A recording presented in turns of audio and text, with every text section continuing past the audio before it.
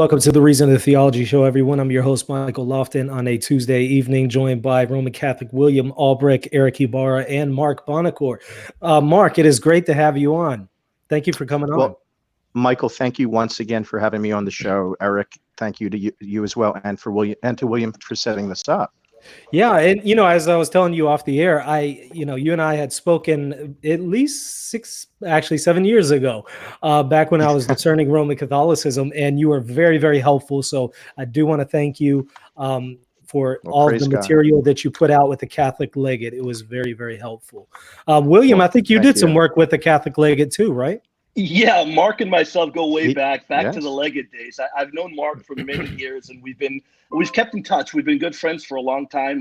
Like I said, going all the way back to the days with Pacheco, Sippo, and the Legate. Yeah, absolutely. So this is exciting. So today we're discussing Benedict XVI. Is he the true Pope, or is Pope Francis the Pope? So Mark, I know you have a position on this, so go ahead and kind of lay it out for us. Where do you stand on this issue? Is Pope Benedict XVI still the Pope? Yes and no.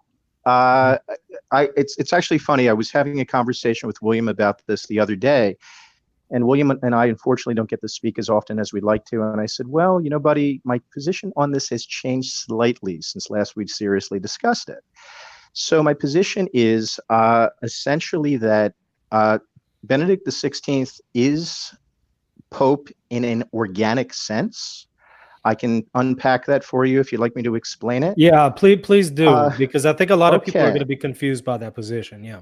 Sure. Well, let me preface that by saying something else, and this is really the meat and potatoes of the conversation, I think.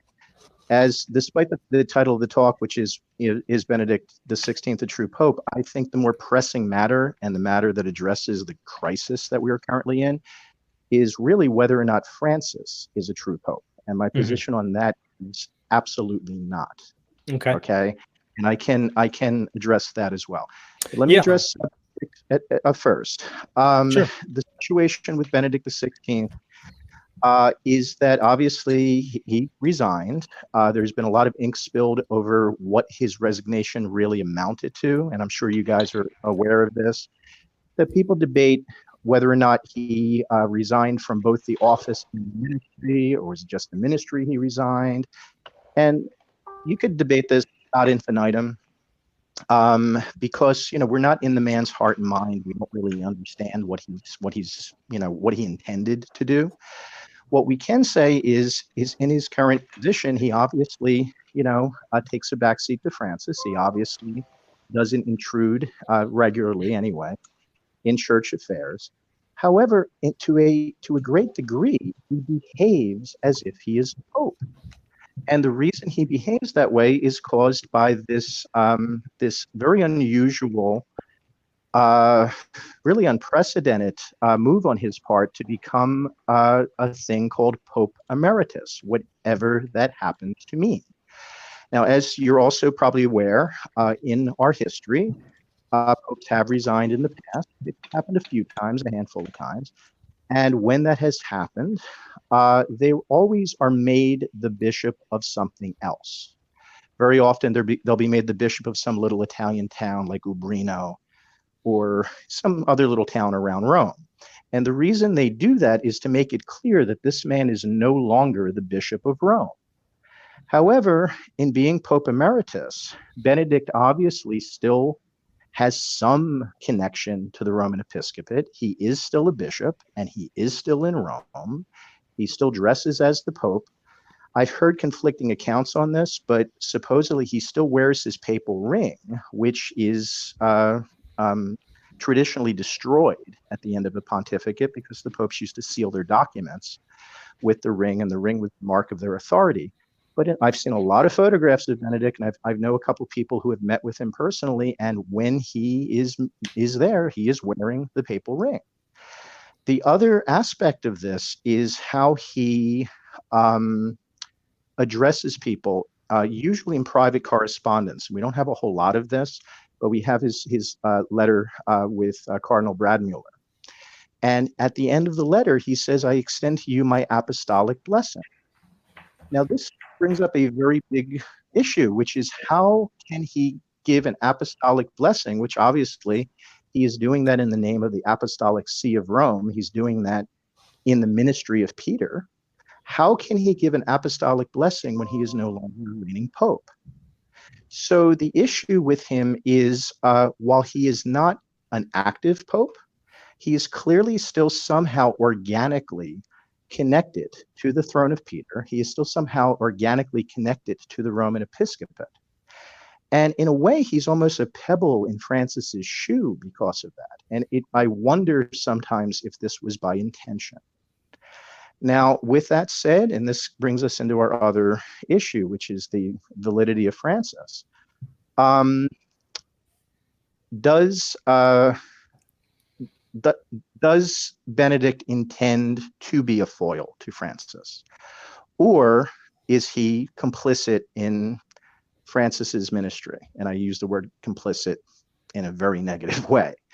My personal perspective of this is, even though Joseph Ratzinger in the realm of theology was always a great hero of mine, I think he did a very cowardly thing by stepping down. I think he unleashed something horrible upon the church, and perhaps he didn't have much of a choice in the matter when that happened. However, it seems to me that if a more heroic man were Pope, he would take the bullet and he would not have handed the Episcopate of Rome over to the people he has handed it over to. And that brings us into the problem of Francis. Well, and before we jump into Francis, let me ask you a couple of questions about what you've said so far, because and there's several of them. I can lay out just a couple and then go ahead and respond to them. So number one, I've seen reports where, of course, the Pope himself has said that he renounces the Petrine ministry, but then you noted some distinctions there. But then I've seen follow-up reports through Ganswein that he clarified that he actually holds no ministry whatsoever, to just kind of make it clear that there's not this idea that he's still passively the Pope or something like that. So if you could maybe address that. And then number two, if you could also address what do we do with the fact that it seems on several occasions he has affirmed the ministry of Pope Francis? If he's still the Pope in some way, right, what is he doing affirming him? Okay, well, in terms of him holding no ministry, I fail to see how that's possible for a living bishop to do. Even if he considers himself retired, he still obviously has the mark of his episcopate. He still obviously has the consecration of having once held the chair of Peter.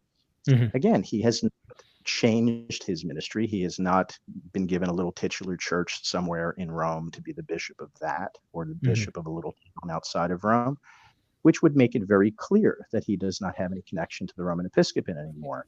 So this is one of the many contradictions of this problem that has been created by this novel office, if you can call it an office, of Pope Emeritus. So once again, who's to say? Okay, it is in a situation where we can't speak with any kind of certitude. All we can do is look at what is presented to us and ponder what this might mean. In terms of him following or affirming what I will call the errors of Francis, because I think the vast majority of everything Francis has done for the past 6 years has been erroneous. I have my suspicions that Benedict doesn't have much of a choice. He seems to be kept watch on. Now, I don't mean to say that he's a prisoner of the Vatican or the prisoner of the current Curia or whatever. That would be a sensationalistic claim, because we don't really know. I do not think he's been very bold. What I can say is this, and I think we can all agree on this. The man we know as Joseph Ratzinger does not believe the things that Francis professes to believe and the things that Francis puts forward. Okay. And to reconcile those two things is an impossibility. Yeah. So it seems to me that he is either going along with the flow because he is weak and perhaps cowardly, or he is under some kind of duress. And that is the best I can Now, months. here's the difficulty I have with the duress part. Then I want to get to some of the Mhm. questions that William has and Eric has, and give them a chance to jump in. But I guess Mhm. here would be my last follow-up question for right now. When it comes to the duress issue, it seems like if he's somehow being compelled to be silent or to have stepped down from the papacy, it would seem very odd that they would have him still wear his papal garments and things to that effect. It would seem as if they were really pressuring him to keep silent and step down and resign. They would make it abundantly clear that he is now just a cardinal, and they would assign him a titular see or something like that, so that there would be no confusion that he is still the Pope if there's some kind of actual pressure. What would you say to that? Well, I think this plays into, and it's something I'd like to address later with Francis, this plays into the incompetence of Francis, which is an incredible blessing to us in the church. I think what you have is you have a situation, Michael, where there is this unhealthy collegiality among the bishops and especially among the cardinals. And I think there's all sorts of ways to kind of give way on both sides. When he was Pope, Benedict XVI used to have Hans Kung for dinner. And Hans Kung is an outright heretic. He has been laicized. He's said things which are clearly contrary to the apostolic faith, and it holds firm to positions like that. But yet, because it's a theological collegial environment that Benedict comes from, that was permitted. Mm-hmm. So if there is any kind of duress, I don't mean to imply that, he's under armed guard or they're watching him constantly or anything theatrical like that. I think that he pretty much is in a situation, and I think this probably had to do with why he resigned to begin with, where there is some dirty laundry, there is some problem, there is something that they were able to pin him down with. And he is constrained by those sort of things. Okay, and this is the nature of. I said how my view has changed since my last serious conversation with William about this. I don't think Joseph Ratzinger, I don't think Benedict XVI can be looked upon by us as a great hero or as the savior of Catholic orthodoxy. I think he's part of the problem, as most of our bishops are right now. Mm-hmm. And so it's the reason he's allowed to be Pope Emeritus, the reason he's allowed to make little comments here or there or be involved in the dialogue is mostly because I would argue of this very odd collegial association among the prelates. And so, I hope that answers the question. But if you could maybe speak to Francis, why would you say that he is not the Pope? I mean, placing the issue about Benedict to the side, why would you say Pope Francis isn't the Pope? Is there anything that he has done that you would say is evidence that he is a manifest heretic and has been deposed, presumably by God? I don't know how you would really phrase that, but I don't even think it's a matter of heresy. I think that's where we go wrong. Okay. I think it goes back earlier than that. I think that Francis is not a true pope on 3 counts. Okay. One is, I believe he was canonical. He was not elected canonically. That there was an error in his very election, and many people have spoken about this. This has to do with the St. Gallen Mafia. This has to do with the violation of the canons, which forbid cardinals to discuss, let alone plot, the election of a new pope while a reigning pope is still in place. And Cardinal Niels, before he passed away, and other people who were involved in the St. Gallen Mafia have actually publicly boasted of this, which is that they've been trying to put him as the successor of the liberal Cardinal Martini on the throne of Peter since about 1996. So this has been an ongoing, forgive the expression, plot on the part of liberals within the church to attain Francis's pontificate. Now, wouldn't it mean that they were the ones excommunicated, not necessarily Pope Francis? Because from what I understand, Pope Francis wasn't actually part of the St. Gallen's Mafia. Well, that's debatable as well. But yes, it would mean that, but it would also mean that his election was not conducted properly. Okay, so and what were that would The other two counts, if I can just address them briefly. And then that's what I was going to say. What were those? Okay. Well, the other count is that, and this speaks to a greater problem in the church, which has been going on during my entire lifetime, and Francis has brought it to a head. The essential problem with Francis being Pope is the man is not a Catholic. Okay, he's nominally a Catholic, as are a great many Catholics. But we have been, for the past 50 years, trying to maintain communion with people who simply do not believe what we believe. One of the things I said to William not too long ago was that for us to maintain communion with liberal modernist Catholics, which include a great many members of the hierarchy now, for us to maintain communion with them is as insane as trying to maintain communion with Lutherans or even worse, Mormons. Now, I know a great many holy and good Lutheran people. I know who love Jesus and who are in their intentions and as they understand the faith are committed to the faith. However, I don't claim to be one church with them or one body with them, and I can't be because we fundamentally disagree on certain essentials of the faith. The same is true of our relationship to our Baptist brothers. The same is true to our relationship to our Jewish brothers. And the same is true to our relationship to more problematic groups like the Mormons. We don't believe the same things. We cannot be one body with them. But yet we are trying to be one body with people who arguably do not believe in the divinity of Christ, most certainly do not believe in transubstantiation, believe that women should be ordained to the priesthood, believe that homosexuality is a perfectly valid way of life. And this is what we are dealing with. And there are men among the Episcopate who hold to these views, and we tolerate it. And again, it's been going on for quite a long time. Francis is the culmination of that. Okay, for a cradle Catholic, seems to have a bigger problem with it than a lot of converts do. But I'm sure converts like yourself also are annoyed by it, where they attend a mass and things at that mass are done wrongly, and things are said at that mass which are not in accord with Catholic belief. And we put up with it and we try to deal with it. Maybe we go to a different parish, maybe we change, our associations with various groups in the church to try to avoid it. But we still maintain communion with it, which is odd. And the reason it's done, of course, is because of Vatican II. Okay, it's done because of not wanting to interrupt the progress of the council, not wanting to interrupt the good things that Vatican II was able to achieve. But we've reached a point now where those problems in the church have reached the papacy itself, and there's no check against it.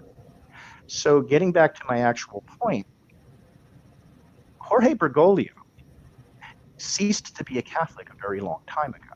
The man does not hold the Catholic beliefs.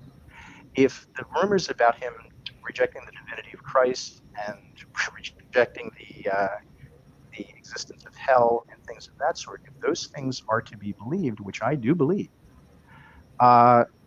he has thrown out the Catholic faith a very long time ago.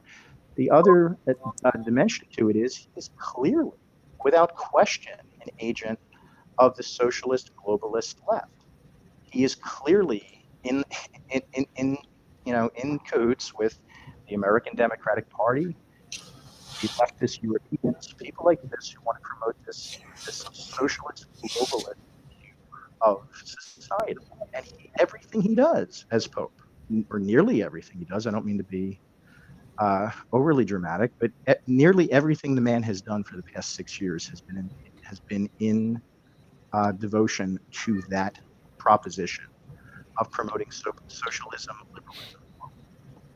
So if that is what he believes, and if that is who he is, making him Pope is tantamount to making a Muslim Pope. Okay, if the College of Cardinals got together and chose a man who used to be a Catholic but had been espousing Islam for the past 20 years and made him Pope, would that man be Pope? And the answer is obviously. What if he's an occult heretic? He's a secret heretic, so it hasn't been made manifest. Would he then still be validly the Pope?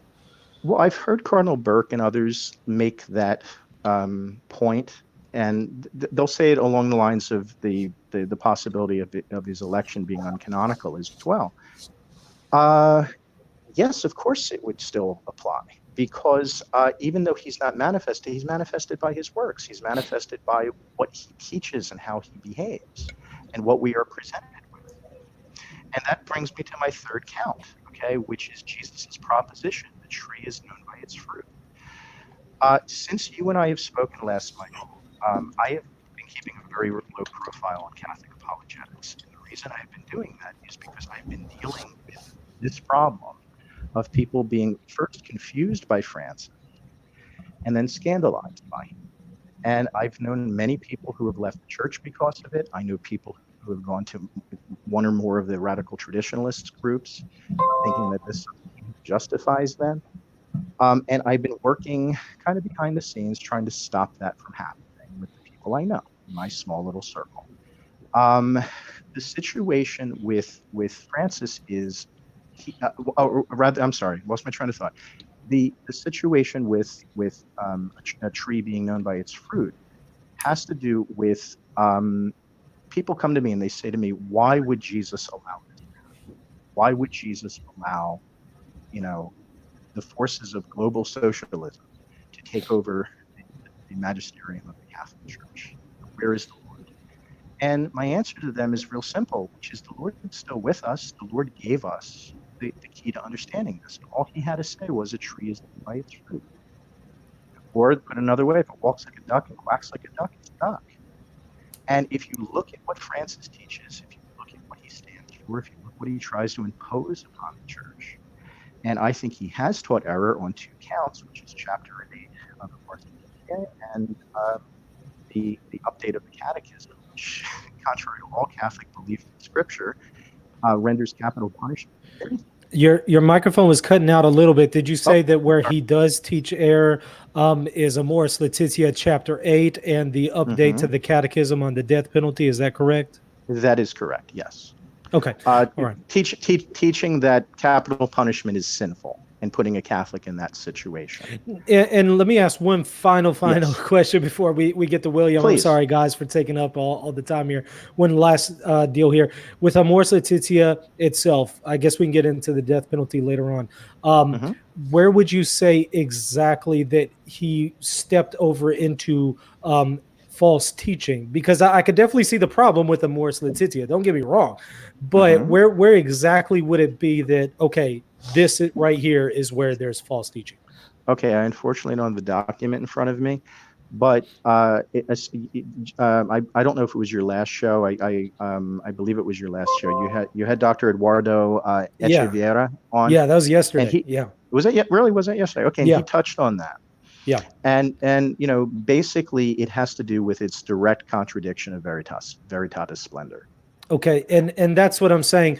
I'm trying to find exactly where it does contradict it. Now, I know the footnotes. I know where people would normally point me to, but it can be interpreted in a different way, and that's the problem. That's the issue with Pope Francis is he doesn't, in my opinion, doesn't ever come out and just say something erroneous 100% outright in a magisterial setting. He does it in such a way that it's ambiguous that, yeah, that's probably what he means, but you could take it the other way. And that's the problem I've seen with the Amoris Laetitia, especially the footnotes. There's ways that you could interpret them in a positive light. So I'm not exactly sure that I would still see Amoris Laetitia as an example, but maybe when we come back after William's questions, maybe we can return to that and we'll have a chance to look up the document itself. William, why don't you jump in here, and then after that, Eric can ask some questions as well. I don't want to hog it all. No. Thank you very much, Michael. I think you've asked some very, very good questions. You've asked, in fact, you've stolen a lot of them from me. Sorry. No, great job there. Great job getting to the heart of the issue, Michael. Really good job. And I'm going to ask questions to Mark that a few of them that I already have asked him. One in particular, I do know how he's going to answer, but a lot of people, even in the chat comments right now, are tossing it out there. Mark, I know what you're going to say, but does this mean Vatican II is not valid, or is Vatican II a valid council? And then I'm going to toss another one at you, Mark, and I'll let you answer. This one I don't think I've asked you before, but I know you're well aware of the arguments.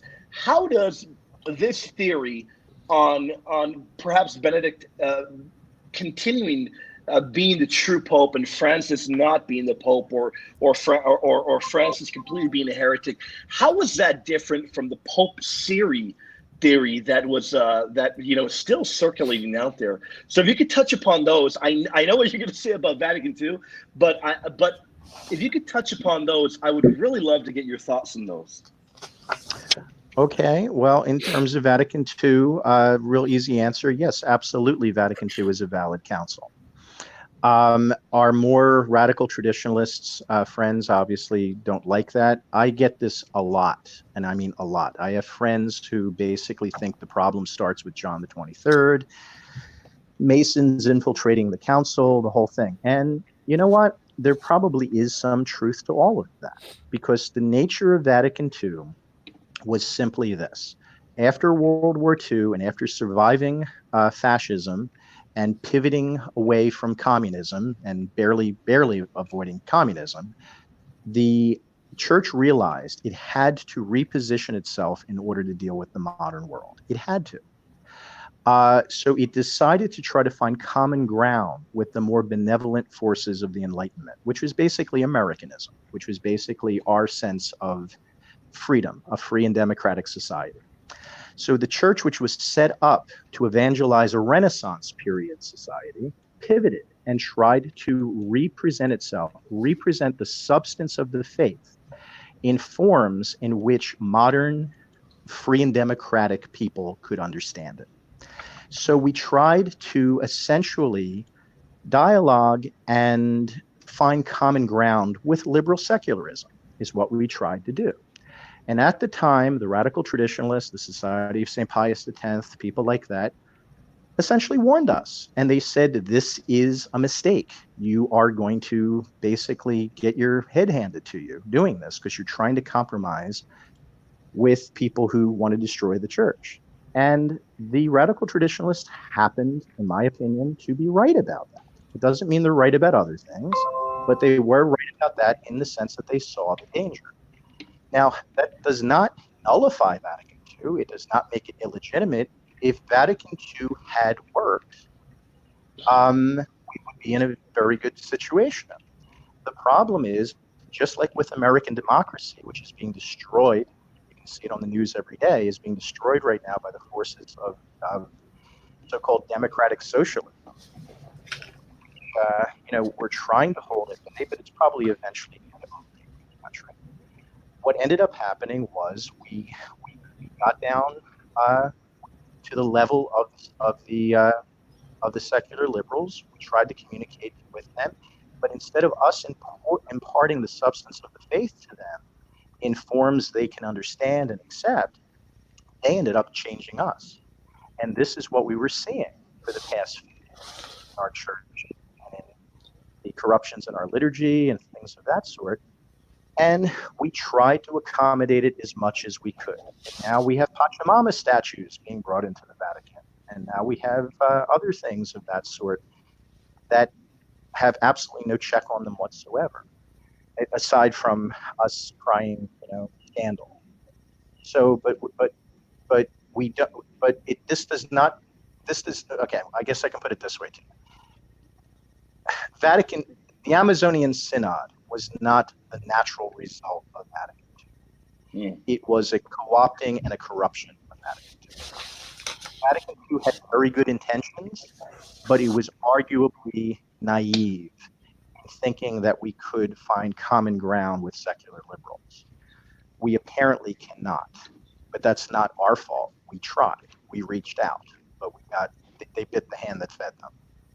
And now what I believe very strongly that we need to do was we need to regroup, we need to reform the ranks, and we need to think, okay, how now do we preserve the substance of our faith, which is being seriously challenged?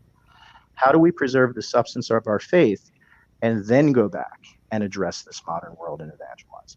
So that's a great point there, Mark. I'm curious, though, because you're making really good points. How do we, I suppose, how do we return to normalcy? Is it possible to get another validly elected pope again? How would that work? And one more thing, there's a gentleman that is a huge fan of your work. He's dialogued with you before. His name is Godwin. He tossed a very good question out in the group. He wants to know, first off, how do we return to normalcy? And number two, do you identify as a sedevacantist? I do not identify as a sedevacantist. However, my position right now is I believe we have no reigning pope. I believe we're in an interregnum period at the moment. I believe the man who calls himself Pope Francis is an agent of the globalist left who is I know this sounds like a conspiracy theory and this sounds kind of wacky. And 6 years ago, I myself would be embarrassed to say this out loud, let alone publicly. However, we have been infiltrated. And if you think about it, we just came out of the Obama years in America. Okay. And during the Obama years, a man from Chicago who we knew nothing about, was never vetted. Most of America knew nothing about his politics, knew nothing about his socialist communist background, nothing about anything having to do with the negative side of Barack Obama. Yet this country rushed to vote for him because he was just so fabulous. And we had that foisted upon us by a complicit media and by a complicit, I'll call it our political elite. And America bought that hook, line, and sinker. Okay, if that is capable, if an unqualified man like Barack Obama, and he was unqualified to be president of the United States, I'm sorry, if an unqualified man like Barack Obama could be elected to the head of the free world, you don't think these same forces can infiltrate the Vatican Curia? Pretty easy to do by comparison. And so, and also you have to understand, who are these people? These people are the same people that used to follow the lead of the Soviet Union back in the 80s. And in the 80s, John Paul II took on the Soviet Union and he beat them at their own game. And him, along with Ronald Reagan and Margaret Thatcher, was instrumental in dismantling the Soviet Empire. What we are seeing now is payback for that. That is who Francis is. That is what this is really about. And it really has very little to do with the faith. It has much more to do with politics. And the way, so you're asking about a valid pope in the future? The way because let me tell you why, and I know you know where I'm going here, Mark, because we've dialogued about it before. But you know very well, my friend, that there are a lot of people that do identify as sedevacantists, and a number of them will claim, you know what, there are no valid bishops, no valid priests remaining at all. So in essence, it would take something of the miraculous. And now, correct me if I'm wrong, I don't think you hold to that position, right? Are you asking about the present pontificate? Or are you asking about? No, I don't believe that you think every bishop is invalid, and I don't think you go that far. Oh, right? of course not. You would believe it is possible. It is possible to elect another pope that would be valid, that would reign validly, I suppose. And if that is possible, in what you're putting forward, how would that happen? How would that occur in the present situation we're in? Well, once again, a tree is known by its fruit. This is something I shared with William the other day. Someone recently just asked me, since Francis has basically stocked the College of Cardinals with men like himself, how will we ever know if we get a valid pope again? How can we ever get one? And this was somebody who was very upset about the current state of the church and knows enough about what's going on to be upset about it. And my response was simply this: the man who anathematizes Francis and all of his errors, he is the true pope.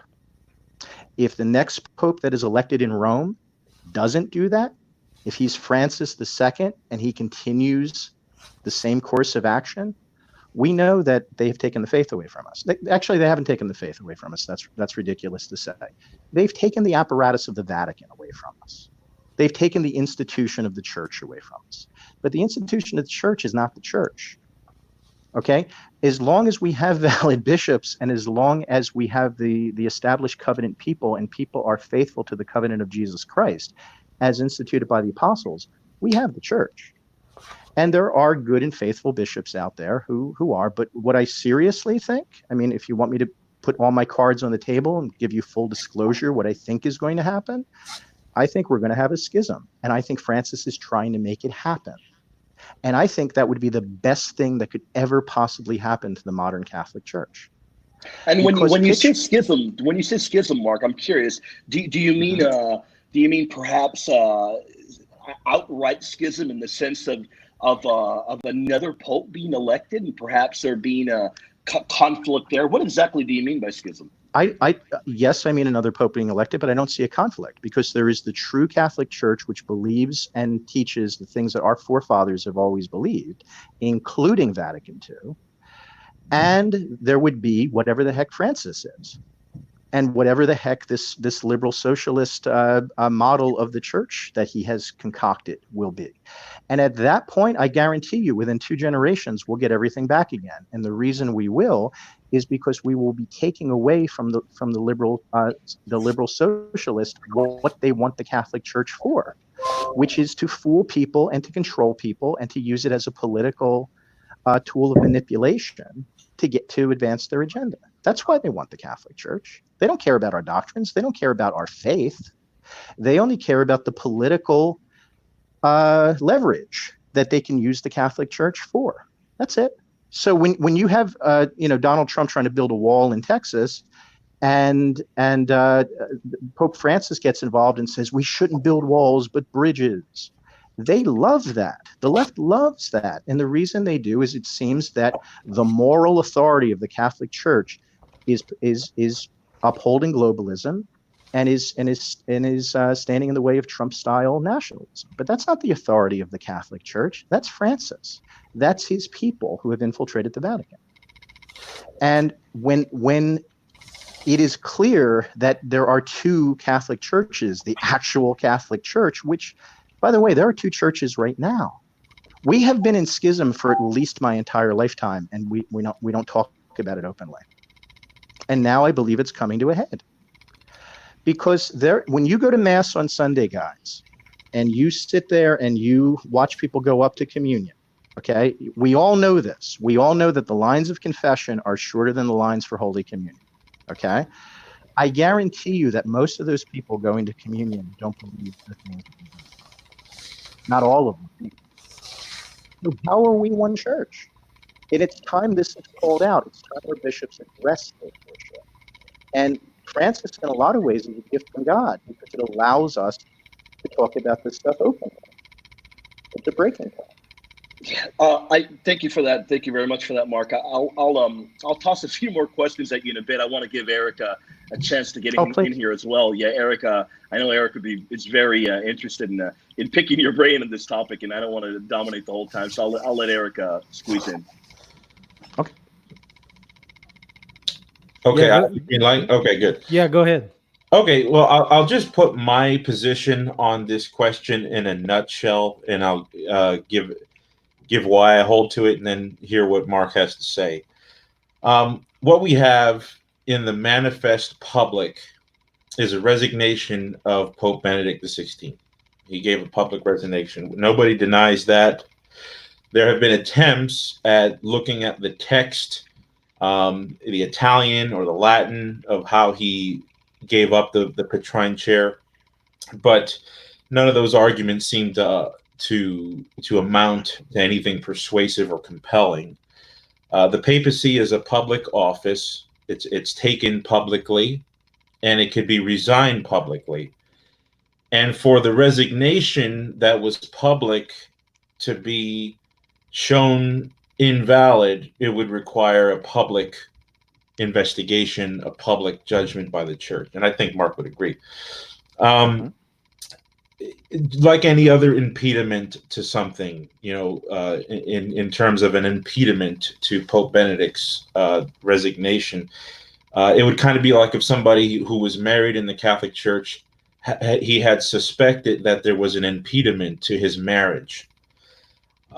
he may be very sure about that impediment, and he might have a really solid, compelling case. But until the proper authorities in the external forum look at that, he's not free to go off and start dating other women. So in the same way, and I think Mark would agree, I think in the same way, some sort of claim that Benedict's resignation was invalid at the time of his making it duly manifest would require the external forum to look at it. And then we also know that Benedict XVI has defended his resignation in his letter correspondence to Cardinal Brandmüller. Yes, he says he gives him the apostolic blessing, but look at the context of the letter. The letter itself is his defense on the title Emeritus as a non-pope ex-pope. So he defends his resignation there. Like Michael said, Monsignor Ganswein was misunderstood at one point for saying that there was two popes, but later on he affirmed there was not two popes, and that anybody who says that is in error. Ganswein, who is the secretary to Pope Emeritus Benedict XVI, clearly believes that Francis is the Pope. St. Gallen Mafia, again, same thing. External forum. There could be a really good case, and trust me, I think you could make a good case. I think you could make one that's darn near compelling, that the election process of Pope Francis is uncanonical. If you got 10 people who were making an argument for the uncanonical nature of Pope Francis's election, I think 7 out of 10 of them could probably make a good case. But again, having a good case that your sacrament of holy matrimony was actually null, that there was a sufficient impediment, doesn't therefore give you as a private individual or family members of yours or friends of yours to respect your decision to go and marry somebody else or go and start dating around until the external forum judges upon that. Eric, can I interrupt you just for a second, because I will forget to tell you this. Forgive me, I'm old and I forget things. Go ahead. First of all, I got to make a little quip. I agree with everything you're saying. Yeah, I figured. What I will say, though, is our Eastern Catholic and Eastern Orthodox brethren would accuse you of being a legalistic Latin. and the reason I say that is you're viewing it in a very and again, I brought up the issue of that which is canonical, so you're right to do this, but you're approaching it in a very dot all the I's, cross all the T's canonical way. And that's correct, and that is Roman, and that is good. The issue, though, is also there is a further dimension of this, which is the organic, the objective. Okay, it is true. If a man is waiting for his annulment to be ratified by the church, a canonical procedure, he is not free to go out and date other women until that happens. Until the church says, yes, you are, not sacramentally married, and we loosen this bond that has been placed upon you. However, that same man can have complete certitude that his marriage was not sacramental. He can hold to that and profess that, and he can have personal knowledge of that perhaps the tribunal that's reviewing his annulment has yet to have. And this is where we get into the human dimension of the church. Okay, so when it comes to the situation with Pope Francis, I am a Catholic layman under authority. I do not claim that I am, I'm not going to declare myself Pope here in the air tonight. Okay, the issue, however, is that I'm not speaking for the bishops. I'm not speaking for the official position of the church. I'm speaking for my own personal certitude. And my own personal certitude is that this man is not the Pope. And the reason I know this is, once again, it's a tree is known by its fruit. If he were the Pope, he would not be saying things like, I want confusion. He would not be plunging us into confusion. He would not be causing this damage to the church. And this is also why I say he's not a Catholic. A Catholic would not harm his own home like this. A Catholic would not do this sort of violence to his mother, which the church is. So he clearly is an agent of the outside. And if you compare this to other stuff that's going on at this particular time in history, in the realm of politics, in the realm of society, you can clearly see what Francis is.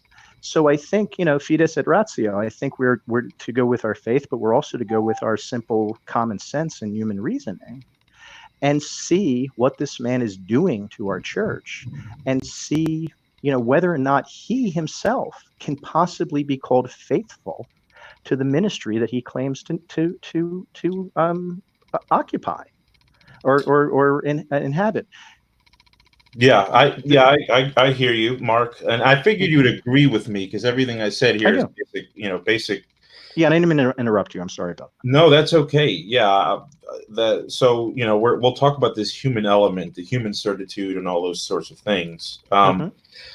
Like I said, if you were to catch me in private and we were to talk about these things, we could definitely get close to certitude on a lot of the things you said. But here's a problem that doesn't compel me to see your position as justifiable. Okay, so let me be clear in saying that. Sure. There was in the movie A Man for All Seasons. It's about the life of St. Thomas More. You'll recall a brief dialogue, and there was a dialogue about Richard Rich, who was clearly a betrayer, a liar, a backstabber. One of my favorite lines in movie history. Yes, and William Roper said, "A man in the whole world but Wales." Right. So here's a man whose duplicity, his backstabbing character, all these things were abundantly clear. And William Roper says, so now do you give the devil the benefit of law to St. Thomas More, because St. Thomas More was just letting Richard Rich go. And Sir Thomas More responds to that by saying, yes, what would you do? Cut a great road through the law to get after the devil? And this is where this idea that you're talking about with human certitude and what we can know about things just by looking at them. Like a tree is known by its fruits, the organic manifestation of things. If there was ever somebody whose fruits proved who they were, if there is anybody whose organic manifestation proved they were illegitimate, it's the devil. And yet here St. Thomas More is saying, he's asking as a retort, would you cut a great road through the law to get after the devil? And William Roper responds saying, yes, I'd cut down every law in England to do so. And then Sir Thomas More, as you know, but for the sake of the audience, St. Thomas More responds and says, oh, and when the last law was down and the devil turned round on you, where would you hide, Roper? The laws all being flat. This country is planted thick with laws from coast to coast, man's laws, not God's. And if you cut them down and you're just the man to do it, do you really think that you could stand upright in the winds that would blow then? Yes, I give the devil benefit of law for my own safety's sake. Now, here's what the point that's being made here, and you already know it, and that is that due process and a legal system has been gifted to the church. It's been known for centuries. When the church decided to adjudicate bishops, for example, they utilized a lot of the classical Roman law, right? And there were certain things to abide by, and without abiding by those things, it was seen as unjust processes. So due process, legal system has always been something the church has respected. The instinct, the sensus fidelium, the sense of the faithful have always understood that this is a building block, or this is a monument that we only tear down at the risk of our own ruin.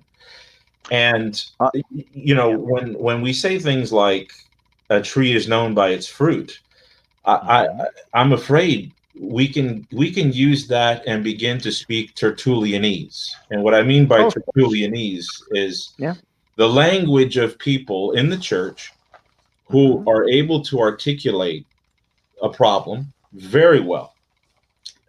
They can make their strong case for the problems in the church. We've had a number of Tertullianese thinking folks in the church. After that was Novatian. Then you had Majorinus. You had Donatus. You had a number of others, especially during the lay investiture controversy. And then coming into the late medieval period, definitely with Protestant polities. For the last 500 years, the Protestant world has worked in a terrain that is working off the impulse that I think you are giving into here, which is we don't need due process and the legal system in order to publicly live out and discern. May I? Oh, sorry. I'm sorry. Are you? Oh, I'm sorry. I didn't hear you. Go ahead. No. May I just address this concern of yours? Because it's a real, and you are presenting a very Catholic concern, and I deeply respect that. Okay, I think the difference between the two of us is that I don't think you and a lot of Catholics, men I deeply respect, I don't think you see the sign of the times. I don't think you understand the nature of the crisis and the paradigm shift that we are in. And the reason I say that, you're talking about Protestantism for the past 500 years, yeah. And we are even temperedness, I'll call it, in the Catholic Church have let us avoid a lot of the problems that the Protestants have experienced. And I am not suggesting that we throw it all out simply for an organic sense of what we discern or what we happen to read personally in the Bible or anything of that sort. What I am suggesting is you speak of due process and you speak of law, and obviously any human society needs law to operate properly. This is why the church adopted the good facets of Roman law. The problem is that law is only as good as the institution wielding it. Obviously, the laws of the Soviet Union were not good laws. I mean, the fact that they could come and arrest you in the middle of the night and cart you off to a gulag in Siberia, this was not just. This was not the type of just, moderate English law that St. Thomas More would have referred to or would have championed. Our problem is not the law or the use of law. Our problem is we've lost our institution. And I don't think a good amount of thoughtful Catholics are aware of this yet. And I realize that I sound a little overly dramatic in saying this, okay? But the election of Francis shows it. We may not get the Vatican back, all right? It is quite possible, and what I will put to you is an extreme circumstance, which we might be facing in a couple months. If Francis allows the ordination of female deacons, which of course is the first step to the ordination of female priests, will you accept it? Well, let me respond to that. It's a good question. So I come from a Protestant background. Well, I was raised in the Catholic Church, and then later I spent years in the Reformed Protestant world. You say that I'm not privy to the signs of the time, but let me tell you something. When I transited from being a Reformed Christian, an Anglican after that, to being a Catholic, I knew exactly what was going on. I had a lot of fears about doing so. There are things that are passable in the Catholic Church today, and I'm talking about in front of the eyes of bishops and the Pope, especially, Mm-hmm. that I would have never dreamed of ever seeing passable in front of my Protestant pastor. So I come from a very conservative Protestant background, and seeing what I see now in the Catholic Church, it rattles me. Okay, so it's not as though I'm, things that, if you read my blog, I've got several articles over the years now where I've decided to really do my work in understanding where things went wrong. And so, for example, a guy like Bishop Robert Barron, who is, in many ways a great help to the church. Well, I've written a few articles. They're public, so I don't mind saying this here. But I'm not representing Reason and Theology by saying this. I would say that he is part of the problem in the way that he has failed to speak to the issues that are going on today. There are many objective failures on the part of the church, and they're just, it's undeniable. And if we're going to put our fingers in our ears and say la la la la la, we're not doing anything good, because St. James says, draw near to God and he will draw near to you. It's never good to be dishonest. Okay, we have to be honest. We're not going to get any closer to God if we're dishonest. So when we see things going on in the Vatican, in Rome, Pope Francis, and all these things, and not just with him, I mean, we can go back quite a few years with some of the issues that have been going on. And I agree with your assessment of Pope Benedict XVI. I don't think that, I think that he was a theological genius, kind of like, his predecessor, Karol Wojtyła, St. John Paul II. But they certainly didn't help us. They made things very, very difficult.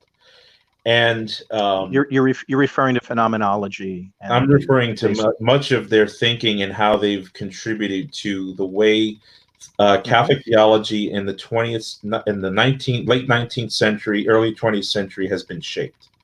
How we've gotten the quote unquote neo-conservative or neo-Catholic identity. So here's my issue, though. Okay, because I'm not blind to these things. I don't want you to get the sense that. Oh no, I didn't mean that. I didn't mean that you were blind to anything.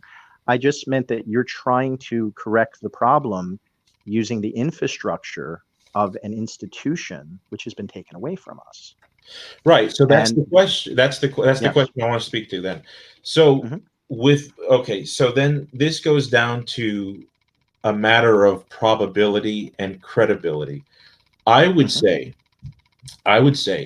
that, like, say, for example, the Sedevacantist view. Many of the people who think that we've had no pope for 60 years or so, even more than that. I would say that it contradicts providence. The same arguments that the counter-Reformation theologians were giving some of the Lutheran patristic scholars back in the 16th, 17th, 18th century. One of them being St. Robert Bellarmine in his refutations of the Calvinists and the Lutherans. He pointed to this contradiction to providence that would unlikely be certain things that would just it wouldn't be a clear-cut case, but it would be just so absurd that we just couldn't think about it. For example, if the church after John the Apostle, St. John the Evangelist, if the church went off the rails so bad and it was picked up again with Martin Luther. Now, no Protestant I know really believes that, but let's say somebody were to say that contradicts providence, if not the explicit words of God in Christ. Sure it does. So what you're saying then, if not to finish your comment, but just so I understand, what you're saying then is Francis being an illegitimate pope, or Francis being an agent of global socialism that has infiltrated the Vatican and is pretending to be pope, that would be a contradiction of providence. May I address that point? And the reason I'd like to address that is because I see divine providence all over the place in that. Okay? Yeah. Well, I see divine providence in his incompetence, because the truth of the matter is, when this guy was elected, okay, or supposedly elected, he came smiling and being very friendly and kissing babies, and everybody gushed and said, "Oh, what a lovely man." Okay. I would argue that's how evil comes to us in the modern times in which we live. He comes smiling and kissing babies, not with a pitchfork and horns. But he could have kept up that facade. He could have played the whole thing like a John Paul, and had all of his minions behind the scenes making all the changes. And if he had done that, and look, I remember a day when men like Jimmy Akin zealously defended him in everything he did. He would violate canon law by washing the feet of females at the Holy Thursday foot washing ritual.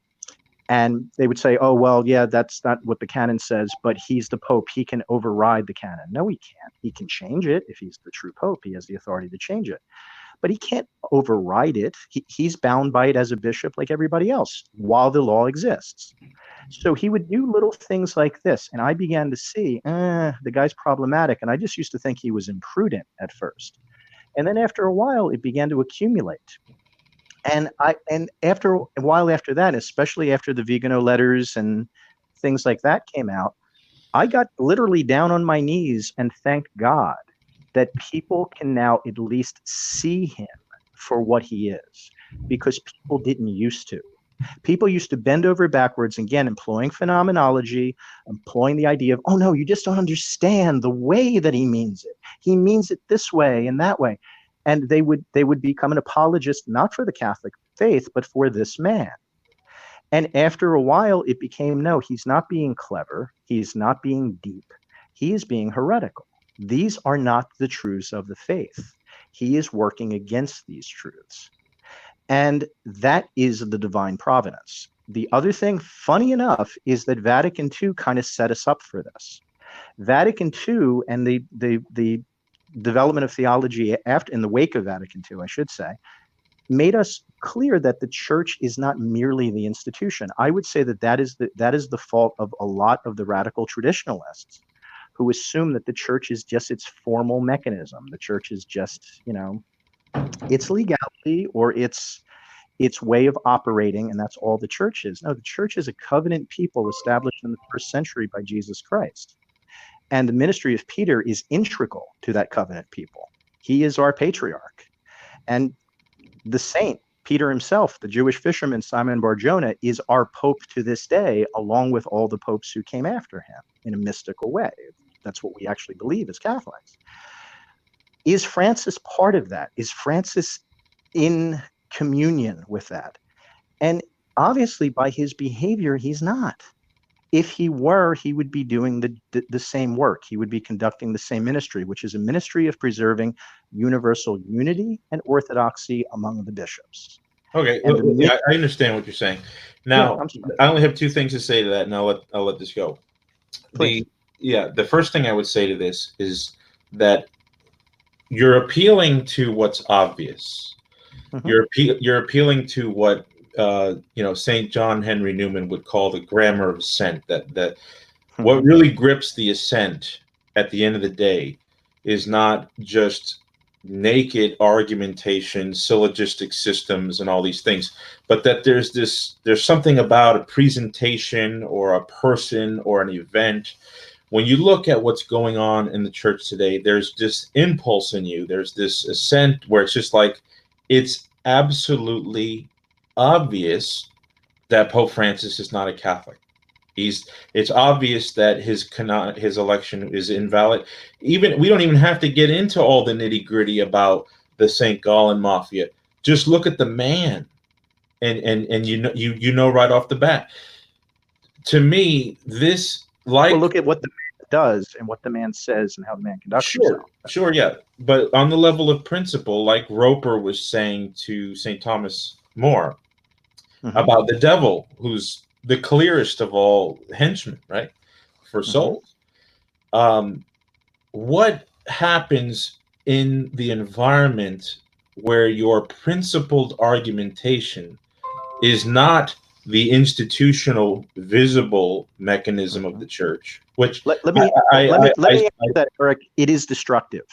Okay, to answer your question and to validate everything you are saying, it is destructive. It is destructive. My position is destructive of the institution. The institution will not stand based on the things that I'm suggesting. I'm well aware of that. Okay, my point is it's already being destroyed. My point is we don't have it anymore. And this brings me back to my challenge to you, which is in a couple months, if we have deaconesses foisted upon us, what happens then? Do you accept it? Right. Yeah. So I'm going to get to that. So I'm going to get to that. Okay. Yeah. I just wanted. I'm sorry. I didn't mean to. Yeah, that's okay. Yeah. Let me just finish the 2 points. The environment that you just admitted is destructive. I would say it's destructive. It's potentially destructive, but it can be upheld in a material way as non-destructive. But when we argue against the Protestants, when we tell our Protestant friends why they should become Catholic, a lot of these Protestants are saying, well, hold on. I have Protestant friends of mine and say, wait a minute. When I go to church on Sunday, I hear that there's a literal hell, that people go there, that you need to repent, that you need to, push down your foot, pedal to the metal for holiness. And if not, you're going to hell. And you want me to go to Father so-and-so across the street who's going to take everything that I hear in my Protestant church and completely turn it into a big powder puff game of, do good things and be nice, on the face of it, that's absurd. There's no sale there, but what we tell them is, well, Mr. Protestant, yes, this is the case. This is going on here in your particular parish. This happens in the Catholic Church. But then we resort to principled arguments about where did Christianity come from? How do we get back to the ministry teaching of Jesus?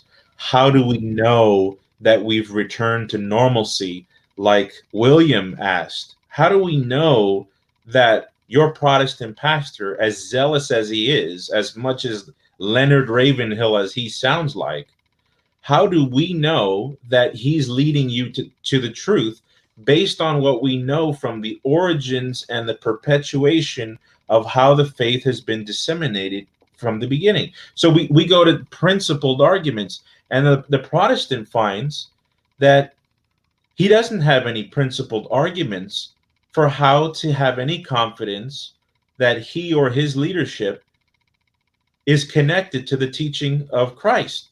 And so what I'm saying is, when you take due process out, you take the legal process out, the institution, the mechanism, the machinery, all that's evil. It's been overtaken by the Soviet type bishops. Now you've entered into a realm where you don't have a principled orientation for your beliefs anymore. Now, hold on. I know you disagree. Yeah, I do.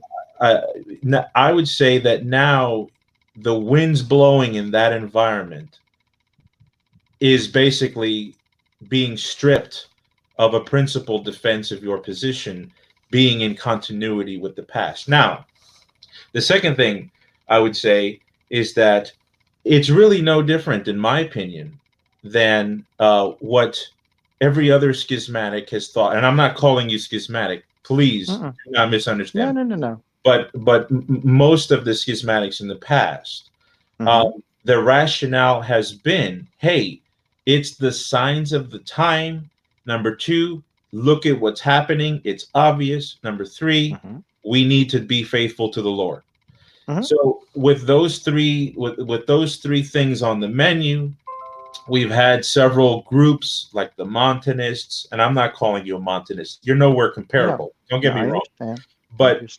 But we see these things happen over time. Now, if it's the case that the Catholic Church has been so corrupted, so eradicated, the institution. I mean, I'm talking about the institution, not the the smaller kernel, the honey, the sap that you're talking about as the real church, the covenant community.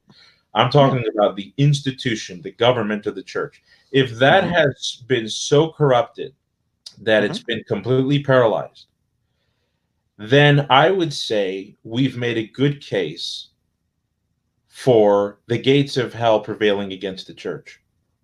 And not because the kernel and the sap and the honey are not there, but now it becomes a matter of, well, how am I going to discern in this schism, which gets crystallized over time? Like you said, there's going to be a schism. And let me let you know, if the Catholic Church came out and ordained females, if the Catholic Church came out and ordained females, I would have good reason to believe that all of those motives of credibility, all of those evidences that I've seen, all of my prayers that have been answered mistakenly over time and then perceived by now, I would say that the Roman Catholic Church is no longer defensible on any intellectual ground whatsoever.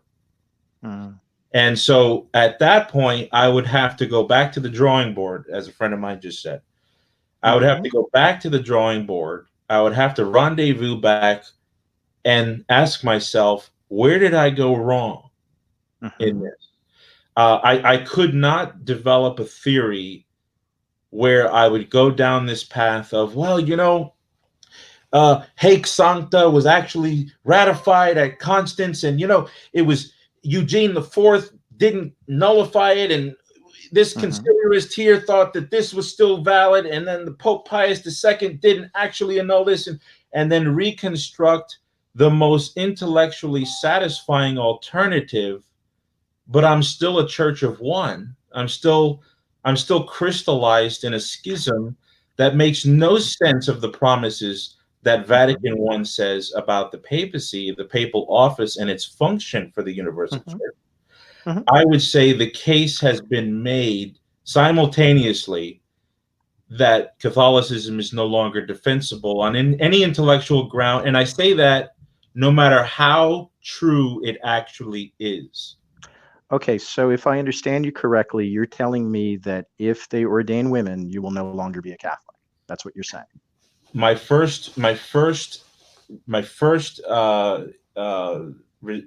from that would be to verify all the sources, verify that has been made, and if it's been put into law, I would say, and I didn't say I would just all of a sudden call myself a non-Catholic.